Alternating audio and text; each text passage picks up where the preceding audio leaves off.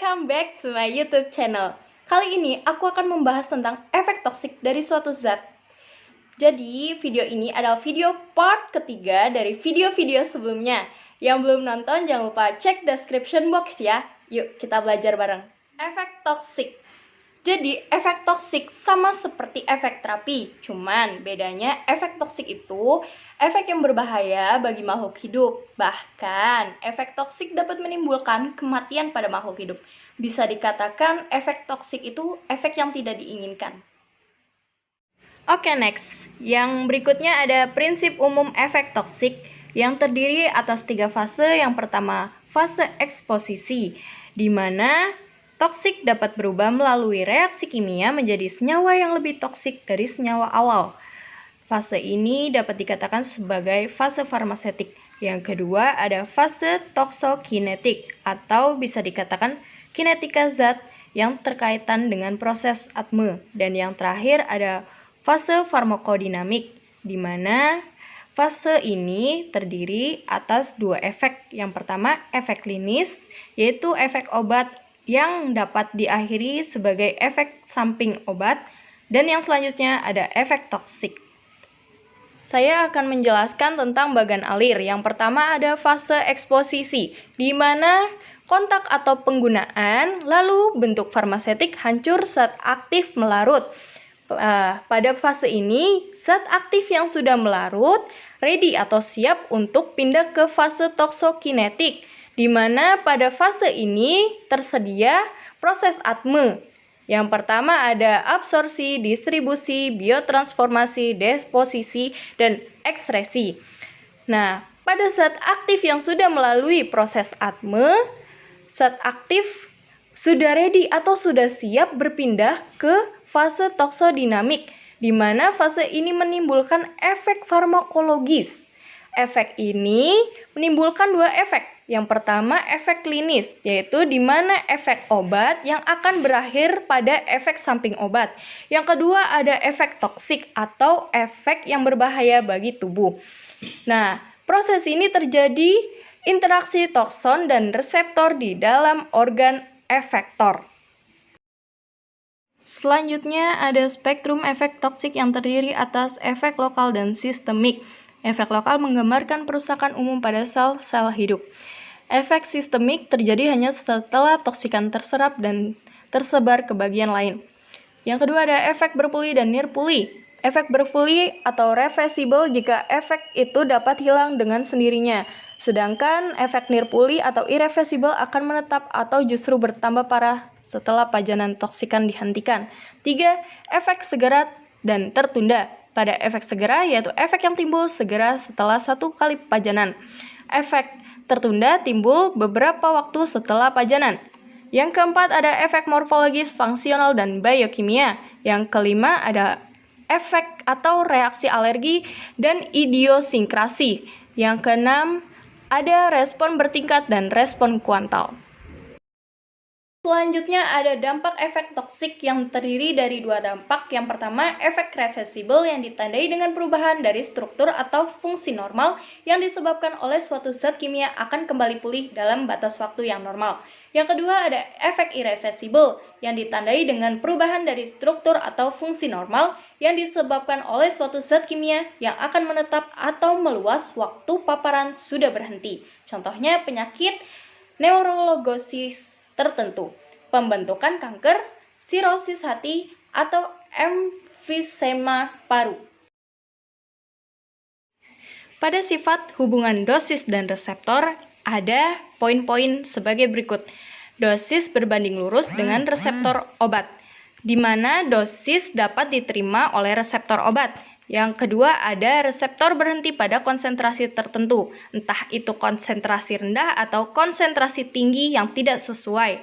Yang ketiga ada efikasi. Yang keempat ada potensi dinyatakan dengan ED50 atau efek dosis 50. Yang terakhir ada slope kurva dosis dengan reseptor. Yang selanjutnya ada faktor-faktor yang dapat mempengaruhi. Yang pertama ada sifat fisika dari bahan kimia. Yang kedua ada dosis obat atau konsentrasi. Yang ketiga ada lamanya pemejaan. Yang keempat ada interaksi bahan kimia dalam proses biotransformasi atau biokimia. Yang kelima ada distribusi pada proses ATME. Yang keenam ada pengeluaran atau ekskresi. Yang ketujuh ada faktor tuan rumah, di mana faktor ini sangat berpengaruh, yang diantara lain yaitu genetik, penyakit, kesehatan, atau lain-lainnya. Di sini saya akan mereview jurnal berjudul Uji Efektivitas Ketetapan Waktu Pemberian Kombinasi Natrium Tiosulfat dan Natrium Nitrit sebagai Antidotum Ketoksikan Akut Kalium Sianida pada mencit.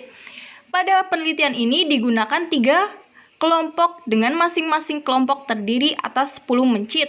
Kelompok pertama akan diinjeksi per oral KCN. Setelah sesaat terjadi keracunan mencit, diinjeksi intraperitoneal atau IP, antidotum kombinasi natrium tiosulfat dan natrium nitrit. Kelompok kedua, mencit diinjeksi per oral KCN. Sesaat setelah efek jantung berdebar, muncul mencit diinjeksi secara IP dengan antidotum kombinasi natrium tiosulfat dengan natrium nitrit. Begitu pula untuk kelompok 3, mencit diinjeksi KCN. Setelah timbul hilang kesadaran, mencit diinjeksi secara IP dengan antidotum kombinasi natrium sulfat dengan natrium nitrit. Nah, pada jurnal ini menghasilkan hasil sebagai berikut. Hasil pengamatan efek ketoksikan kejang secara statistik pada kelompok kontrol positif dan kelompok 3 terdapat perbedaan bermakna dengan kelompok kontrol negatif. 100% mencit mengalami efek kejang, sedangkan pada kelompok 2 dan 3, 50% mencit tidak mengalami efek kejang. Dan efek terakhir yang teramati adalah efek kematian pada mencit.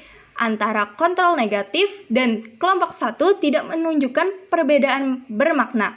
Persentase kehidupan mencit adalah 100%, sedangkan pada kelompok 2 persentase kehidupan mencit sebesar 60%. Dan kelompok 3 tidak menunjukkan perbedaan bermakna dengan kelompok kontrol positif. 100% hewan uji mengalami efek mematikan.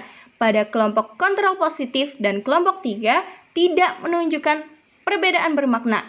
Bahkan, rata-rata waktu mencit mati lebih cepat dari kelompok kontrol positif. Pada kasus keracunan sianida, penanganan yang tepat dan cepat akan mampu meningkatkan harapan hidup dari masing-masing kelompok.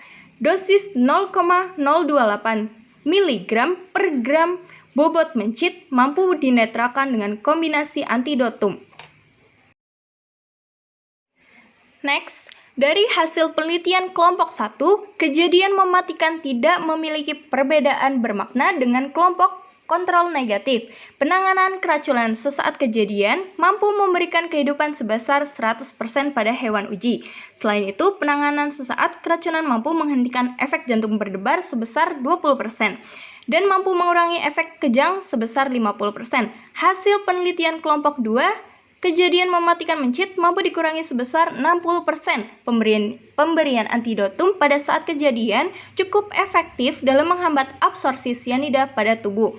Dengan dosis antidotum yang sama, pemberian antidotum pada saat kejadian jantung berdebar mampu mengurangi kehilangan kesadaran sebesar 20% dan kejadian kejang sebesar 50%. Dan yang terakhir, hasil penelitian kelompok 3, mematikan pada mencit tidak mampu dihentikan. Pemberian antidotum pada saat kehilangan kesadaran tidak mampu menetralisir sianida yang terabsorpsi dari tubuh mencit. Pada kelompok ini, 100% mencit mati dalam kejadian jantung berdebar. Tambahan dalam tubuh, kalium sianida akan bereaksi dengan sejumlah enzim yang mengandung logam seperti enzim sitokrom. Oksidase sianida akan mengikat bagian aktif dari enzim sitokrom oksidase sehingga mengakibatkan terhentinya metabolisme sel secara aerobik.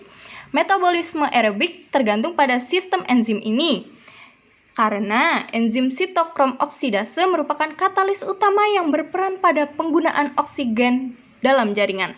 Akibat selain persediaan oksigen kurang, oksigen tidak bisa digunakan oleh jaringan dan molekul ATP tidak lagi dibentuk. Keadaan ini mengakibatkan gejala efek toksik.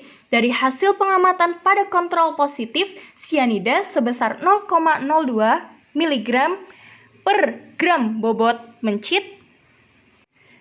Ketoksikan akut sianida mengakibatkan efek toksik jantung berdebar, hilang kesadaran, kejang, dan pada akhirnya efek mematikan.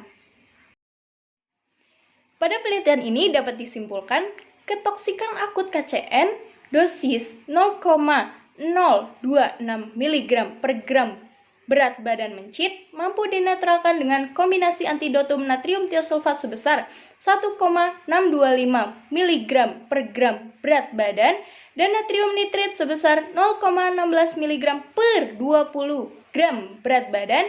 Semakin cepat penanganan pemberian antidotum, semakin meningkatkan prosentase kehidupan. Dari hasil pengamatan, pemberian antidotum sesaat terjadian keracunan efektif meningkatkan prosentase kehidupan lebih besar dibandingkan dengan pemberian antidotum setelah muncul efek ketoksikan jantung berdebar dan hilang kesadaran. Sekian dari video kali ini, apabila ada kesalahan mohon dimaafkan. Sampai ketemu di video selanjutnya.